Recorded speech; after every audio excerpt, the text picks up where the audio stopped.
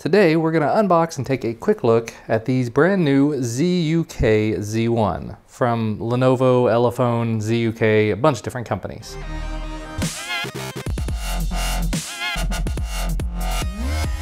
This phone is the reason I'm here in Shenzhen, so I thought I would just go ahead and open it for you on camera. It has some pretty decent specs, and as you can see, this one here comes with USB Type-C. So let's go ahead and get this unpacked. There's some plastic on the back there we'll go ahead and take off, as well as some plastic on the front. And that's pretty much all there is to it. Here's that flat white back. It's a glossy back. You've got the rear-facing camera. On the right-hand side, you have the power button and the volume rocker. On the left-hand side, you have your SIM card slot. On the bottom, you have that USB Type-C port with one bottom-facing speaker and microphone. On the top, you have your 3.5mm headphone jack and nothing else. And then you have the front, which, if I remember correctly, is a 1080p 5.5-inch display. Let's go ahead and power it on. Now at this event, ZUK did announce the partnership that they're doing with Cyanogen, so they're actually going to be offering Cyanogen as an offering on one of the international models of this device.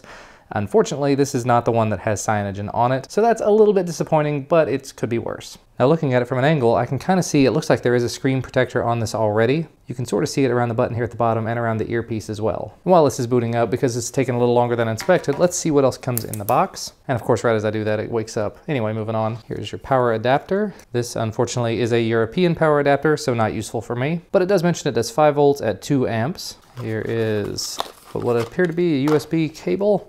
Yes, a flat USB Type-C cable, about 3 foot long, almost a meter, and it is USB Type-C, as you can see there. And then down here should be some product documentation, as well as the SIM card ejector tool. Lenovo ZUK Quick Start Guide. And there's some warranty guide information, certificate. But we'll go ahead and push all that off to the side and go back to the phone now. Now, I do see an immediate problem here, and maybe you can see it as well. It's all in Chinese, and I don't speak or read Chinese, so we're gonna have to guess at this. All right, it's trying to set up the Wi-Fi. So I'll go ahead and hit that. And it wants me to sign in. All right, we should be signed in at this point. So we can hit next. I'm guessing that says next. I'm gonna go ahead and skip over that, whatever that is. This is the, I would guess, the fingerprint sensor setup. If I remember correctly, I think this is the fingerprint sensor down here, and that just took it back. We're going to skip over this. We're going to skip over the fingerprint setup, because really I need to get to where I can set the language. Now luckily I did see somebody in the car set this up earlier, so I kind of know where it is and where to go. So I'm going to come down here. This is the advanced settings option. This should be the language, and this should be where I change it to English, and I'm now able to actually read things. So I can change the keyboard over to use the Android AOSP keyboard, or I can use the one that came built in. Just very quickly, we'll go in and see what version of Android this is running. You can see here it mentions the model number is the ZUK Z1, Qualcomm, lots of numbers there, basically Qualcomm Snapdragon 801, 64 gigs of built-in storage, 3 gigs of RAM, Android version 5.1.1, and apparently that does not work. That's very interesting. Anyway, we'll go back out.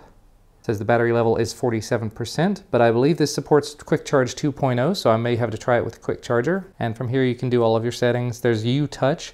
Now I started to mention earlier, I don't think I actually mentioned it, it doesn't have any on-screen buttons, it doesn't have any capacitive buttons. The device itself I think has capacitive buttons that will be enabled when Cyanogen comes out for this device, but by default it has U-Touch. So you use the button here to do everything. So basically you can do fingerprint identification, you can do a touch to go back, press to go home, double press to view your app history, and slide left or right to swap. Touch to go back. There you go. Touch to go back, and we're back at our home screen.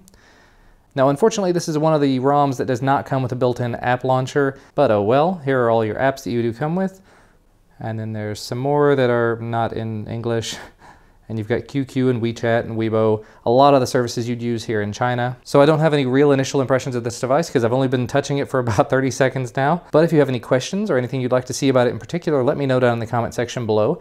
When Cyanogen does become available for this, I'll probably be flashing it over to this device. And unfortunately, I'm probably not going to be able to use this in the States because I don't believe it supports any sort of 4G bands there. Probably just HSPA, maybe only 3G, I don't know. So it's not going to be particularly useful for that. But one way or another, thanks so much to ZUK for bringing me out here and giving me a chance to take a look at this. Thanks to you guys for watching. Make sure to leave a thumbs up down below the video if you like this video, subscribe to receive more videos when they become available, and we'll see you again next time.